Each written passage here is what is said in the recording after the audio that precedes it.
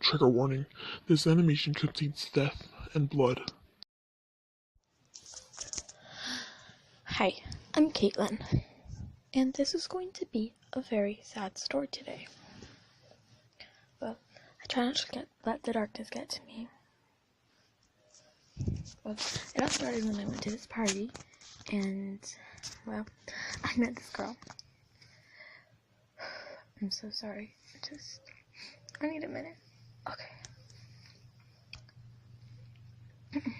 She was drop dead gorgeous, and I called her over, come talk to me. And immediately we started chatting. Eventually, we went to her favorite coffee shop to get a drink, and she was so nice, and we had so much in common. Well, hours went by of us talking, and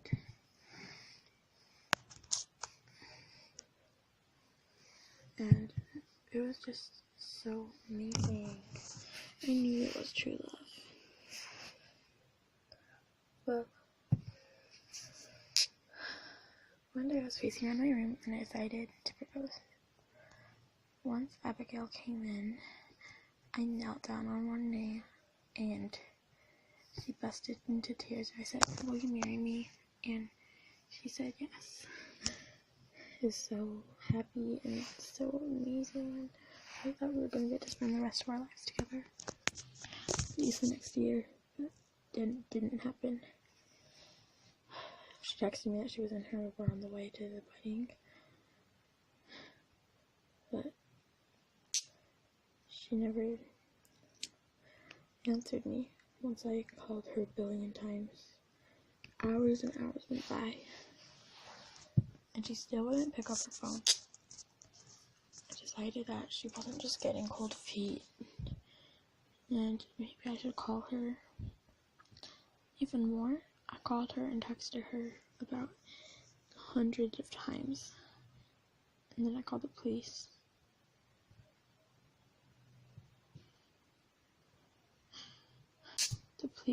An officer 2 weeks later found a car that looked suspicious, but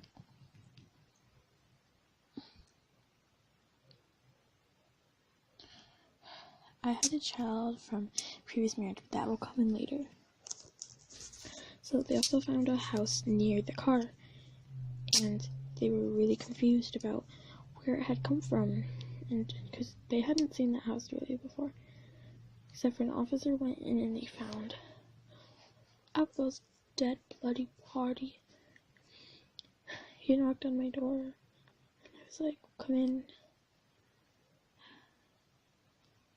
And he showed me a picture. I went over to take a closer look, and it was her gory, bloody body.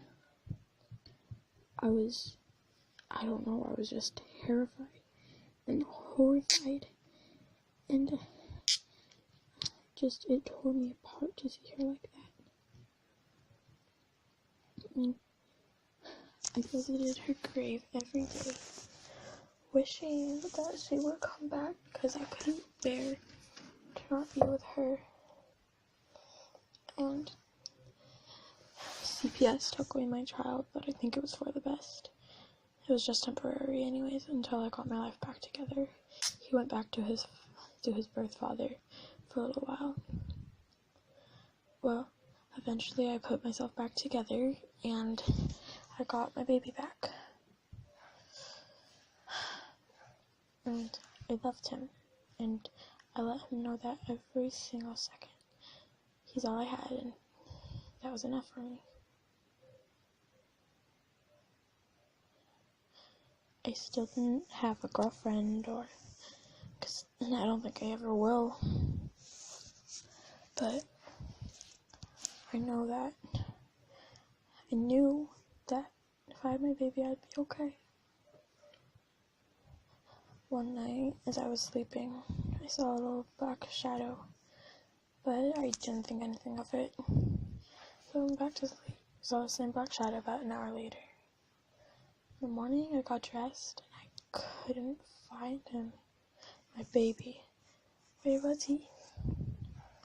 Where is my baby? I immediately called the cops, and then they told me that they were going to transfer me to a detective program, but even when they got there, they searched my whole entire house. They searched my whole entire neighborhood. They searched all my family's houses. They had no idea where my baby went. Of course, they questioned me, but... And then they checked the father's house, but I was clean. So was he. Of course, he wasn't there either. He wasn't anywhere. Days went by. And eventually, I started going crazy. A friend of mine told me that it'd be okay, but I didn't think so. Because, number one, I lost my beautiful wife. Number two, I lost my baby. And I felt like I was in a maze and I was lost and there was no way out. And eventually my friend reminded me that I needed to check my mail. I checked it and there's only one letter, surprisingly. That was kind of alarming, but I didn't think much of it. So I brought the one letter to my table and opened it and read it. It read, sorry, so terrifying, but read, I have him, I see you. All I need is your dead body and you will live. I knew immediately he was talking about my baby. You cannot tell anyone or he will die. If it's a deal, write yes in Sharpie underneath your mailbox. I was scared and terrified, but I decided I was going to find this man or woman and take my baby and make them pay. So I took my Sharpie and I wrote yes underneath my mailbox. I knew that this person was the same that killed Abigail. I knew it. One kept getting phone calls from this number. I'm like, you stupid head. Now I've got your number. So I tracked down the number and it was a phone booth. This comes in later. See, I put all these things together and I knew who it was. It was that smug of a man, stupid idiot, named Abigail's crazy ex. The address was the place that he and Abigail had their first date, the Richmond Park. The time, that weird to me, was when Abigail dumped him. The phone booth was the same one that he used to call Abigail a billion times when they first broke up. Well, I knew where he lived because of Abigail. She told me a while back, and I went to the house. I walked in and there was a little bucket. I opened it. It was Abigail's dead body. I thought the police would have taken it away from where they found it. Why wouldn't they? They had pictures. Is that all they did? Why wouldn't this house be taken down? I kept looking and I knew I wanted my baby. And I found him. I took him and I ran out of the house. I went back home and I gave him to his birth dad and I said, take care of him, I'll be right back. Don't let anybody find you.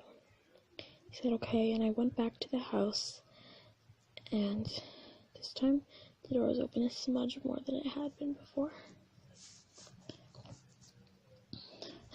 I went in and he pulled a gun on me.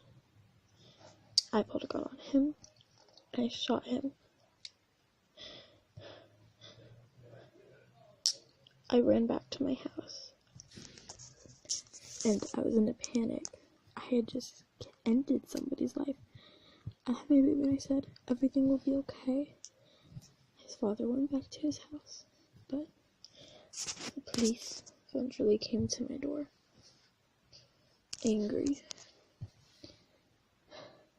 They told me that I was not guilty, but they knew that I was the one who killed him, as long as I would confess. And I could keep my baby, and I could stay this happy, normal life. Happy.